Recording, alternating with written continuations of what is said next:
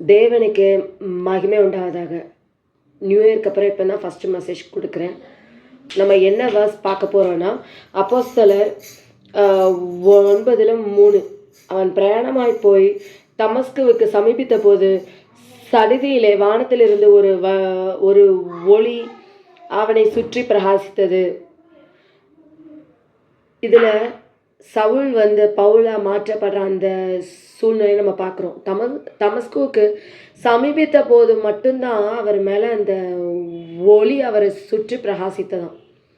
அது ஏன் நீங்கள் யோசிச்சு பாருங்களேன் உங்கள் வாழ்க்கையில். ஏன்னா அது கர்த்தர் நியமித்த அந்த பாதை. அவர் கிறிஸ்தவர்களே ஜெயிலில் போட்டவர், கிறிஸ்தவர்களுக்கு விரோதமாக எல்லா செயல்களும் பண்ணவர். ஆனால் தேவன் அவரை சந்திக்கிறதுக்கு தமஸ்குங்கிற ஒரு இடம் அவர் வைத்திருந்தார். அதே மாதிரி தான் உங்கள் குடும்பத்திலையும் யாரெல்லாம் ரசிக்கப்படாமல் இருக்கிறாங்களா, அவங்களுக்கு என்னென்ன பிரச்சனை இருக்கலாம், ஆனால் தேவன் அந்த சந்திக்கிறதுக்கு அதுக்கு ஒரு இடம் இருக்கும், அதுக்கு ஒரு நேரம் இருக்கும், அதுக்கு ஒரு காலம் இருக்குது.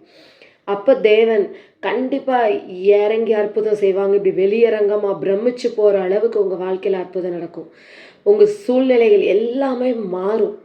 அன்று நீங்கள் தேவனை இன்னும் உற்சாகமாக தேவனை தோத்தரிப்பீங்க. அது வரைக்கும் ஆனால் காத்து கொண்டு இருந்து ஜெபித்து கொண்டே இருங்க. தேவன் கண்டிப்பாக உங்கள் வாழ்க்கையை சீராக அதை மாற்றி போடுவார். ஆமென்.